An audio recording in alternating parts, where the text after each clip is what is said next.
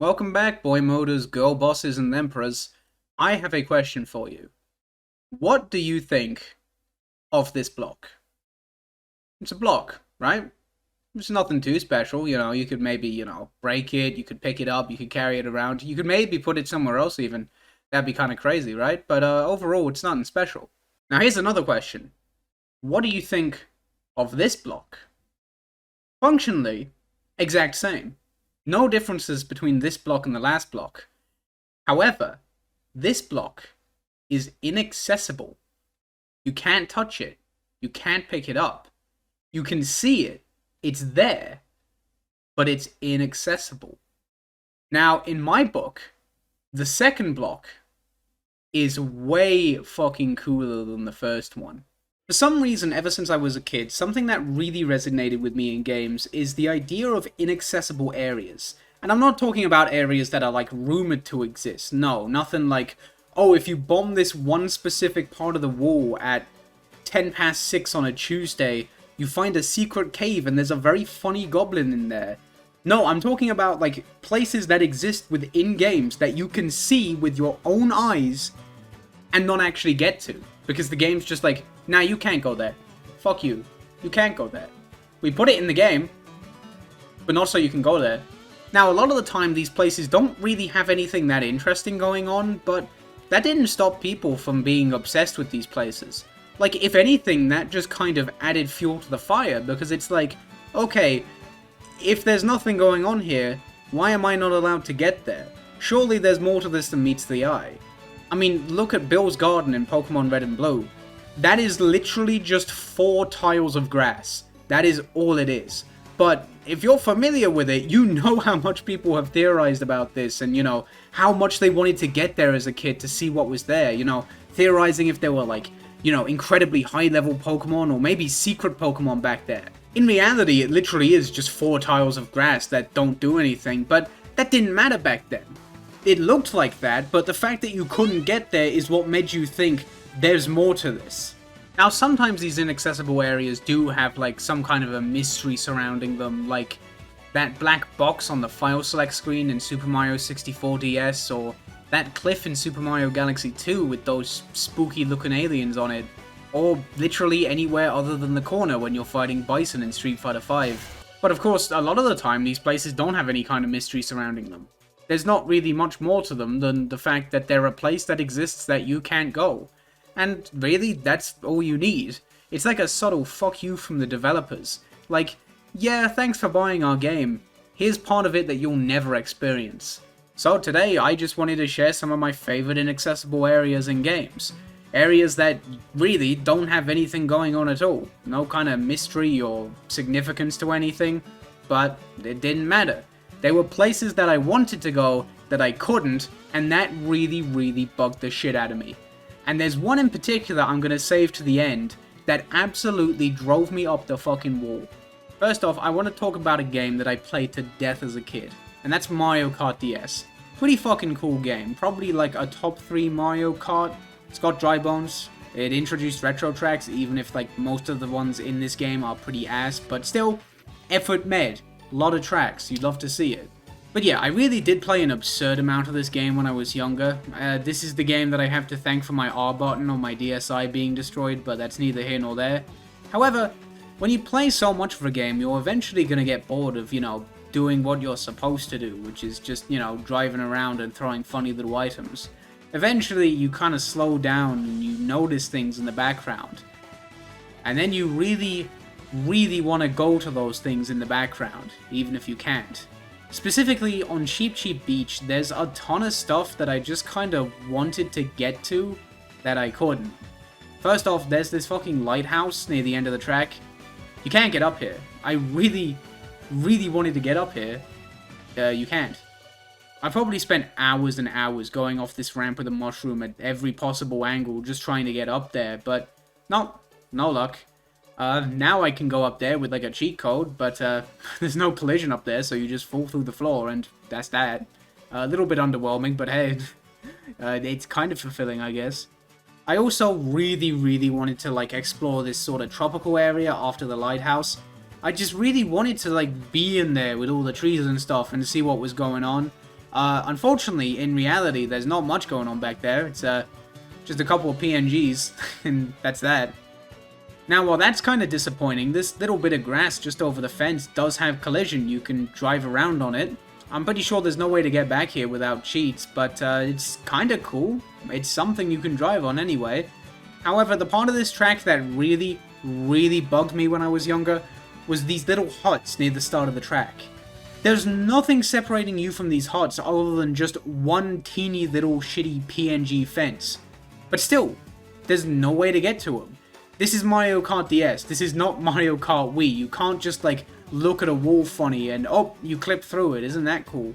Nah, Mario Kart DS is actually pretty rock solid. This game is not buggy at all, really. However, when I was younger, I was completely obsessed with these huts. I spent hours trying to get onto them, but of course there was just no way.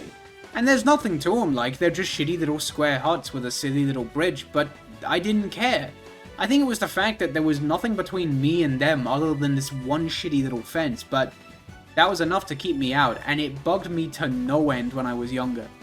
Of course, now I can just use cheats to hop over this funny little invisible wall and check it out, and yeah, it's fine. It's pretty neat. I gotta say, like, it definitely feels like I've unlocked my childhood a little bit, just getting to fuck around in all these places the developers never intended me to go. It's very liberating. It's very nice. We'll stick with the DS for a minute, because next I want to talk about Super Mario 64 DS. Now again, when it comes to inaccessible areas, the one that most people talk about is this black box on the file select screen. This isn't in the actual game. If you go there in the courtyard, you won't find it. A lot of people mentioned this in my Waluigi video, and I nearly mentioned it, but honestly, it's not something I was ever that caught up in. Like, this never really captured my imagination that much as a kid, funnily enough. Weirdly enough, the inaccessible area that bugged me the most when I was a kid in Super Mario 64 DS isn't inaccessible at all. You can just go there. However, the problem was that you couldn't go there with any character.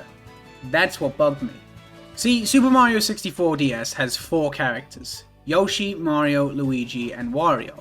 And you can go to any of the 15 main levels with any of those characters, with exactly one exception. You can't go to Big Boo's Haunt as Yoshi. To go to Big Boo's Haunt, you have to kill this Big Boo in the courtyard, and it drops this silly little cage that just teleports you there. But for some reason, Yoshi can't kill Boos at all. They just shake it off and go about their business.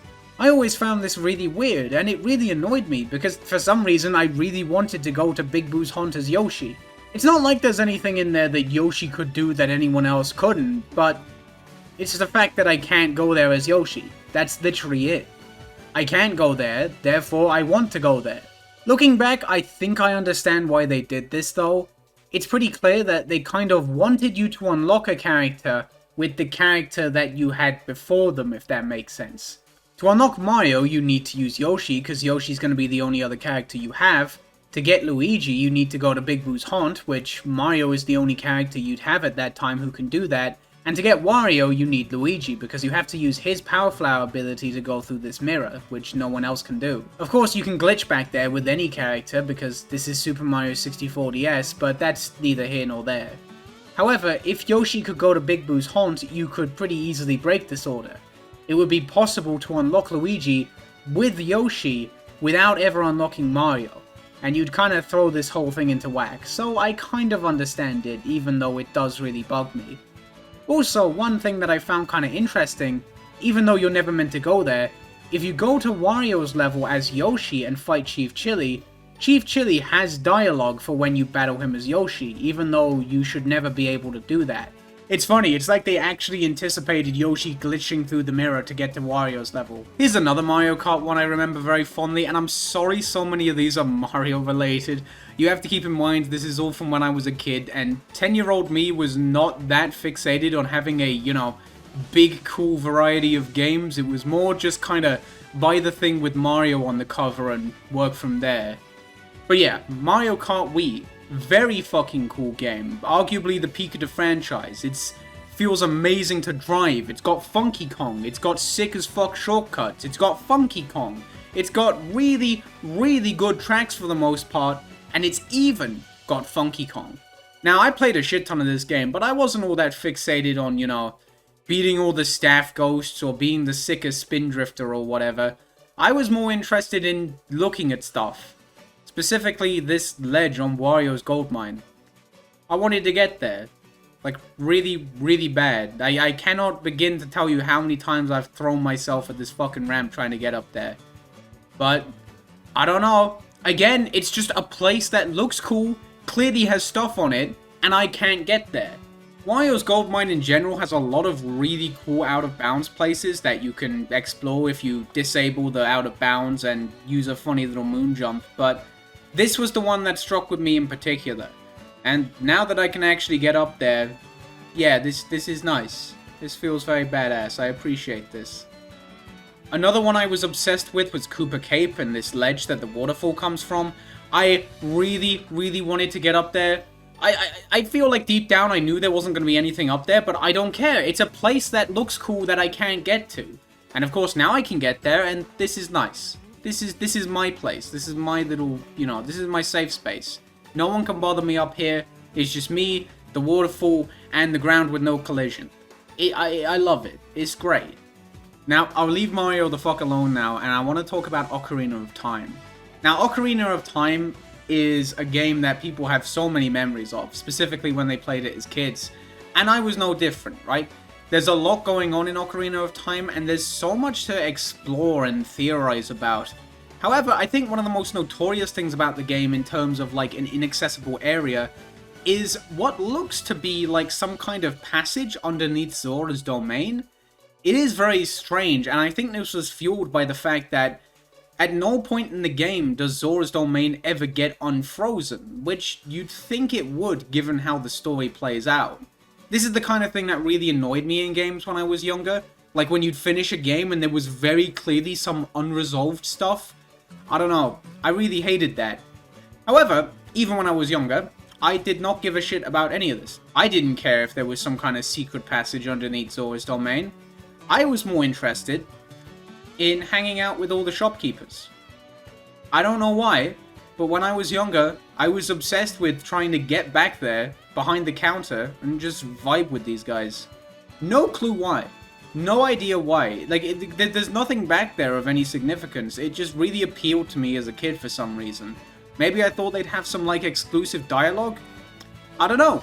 But when I was younger, I was obsessed with the idea of being able to do this.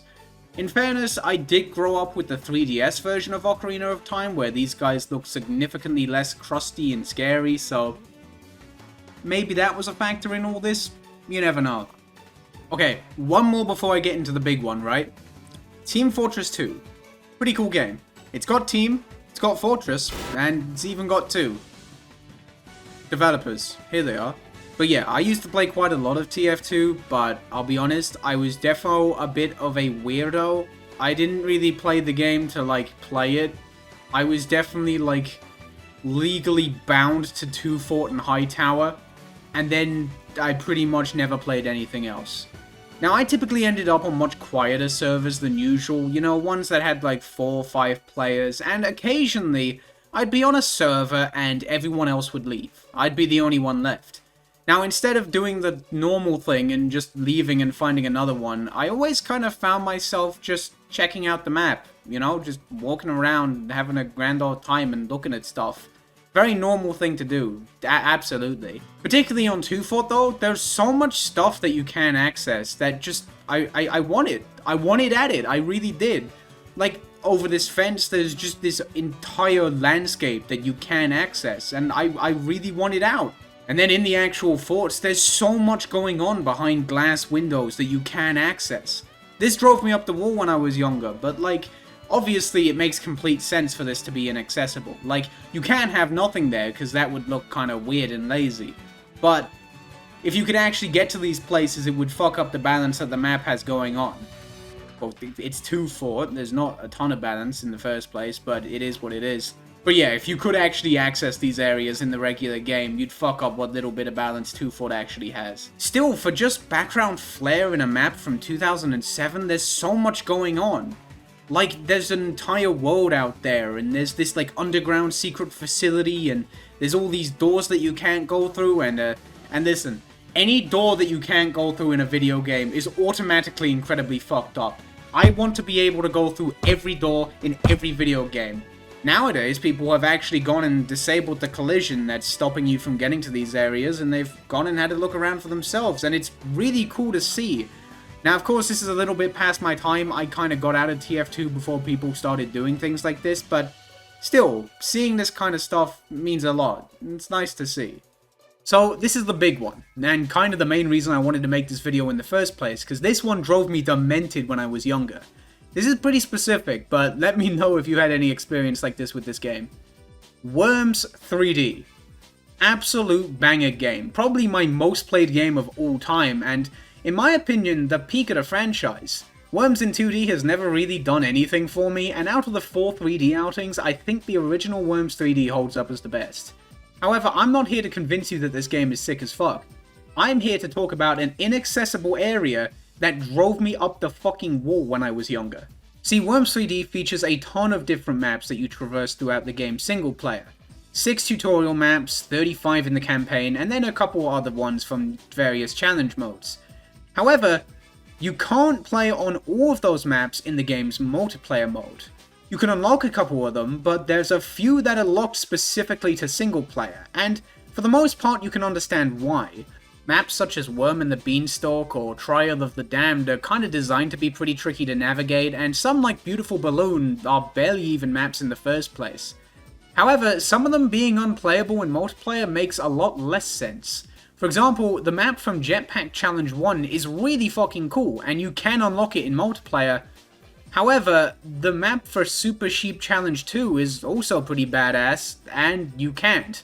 In fact, you can't even move around on it, you're locked to this one specific area, which really sucks. It's a nice looking map. Now, the map that I specifically want to talk about here is Down in the Dumps. Down in the Dumps is the second tutorial map, and out of the 6 tutorial levels, this is the only one that you can't play on in multiplayer. Now, looking at the map, it's honestly really simple, and it doesn't seem all that interesting. It's just 2 islands, one small one with 1 car on it, and one bigger one with a couple cars on it. However, because this map isn't available in multiplayer, and because of the limited tools you have available in this tutorial mission, you can never access that second island, the larger one with the multiple cars. You are completely confined to the smaller one. Now, in hindsight, it kind of makes sense why this map isn't available in multiplayer. Because it's just 2 islands with a pretty significant gap between them, if you didn't have something like a jetpack to get back and forth between the 2, or sudden death enabled to prevent a stalemate, games here could go on for a while. You could have all your worms on one island and the opponent could have all theirs on the other island, and it could go on for a while and get pretty boring. However, I can assure you, Small Yellow did not give a fuck about that. Small Yellow just wanted to worm out on the yellow car that he couldn't access, and he was not happy about the fact that he couldn't. The only way to play on this map is to play the second tutorial mission, and what you have available to you in that second tutorial mission is very limited. You just have a small pool of weapons, because this mission is the first mission where you kill other enemy worms, so it just introduces you to a few weapons, that's it really. None of them are strong enough to launch you to the other island, and even if they were, it wouldn't matter because you only have 25 health, so the explosion would kill you. At the very least, you can explore the little island that you're on. There's this nice little bit down here that you'd have no reason to go to in the actual mission, but it's kinda cute, I guess. However, I don't care. I want to go to the cooler island, and I can't. I am not happy. I loved this game as a kid, I really did. I put thousands of hours into it, and I played every map available to me countless times. However, the one thing that eluded me and drove me up the fucking wall was this one stupid stinky island with some fucking busted up trucks on it. So yeah, that's my story. So there you go. I hope you enjoyed me getting unreasonably upset over a dump island, but it is what it is. Let me know if you had any experiences like this. Catch you next time. This was fun to reminisce about.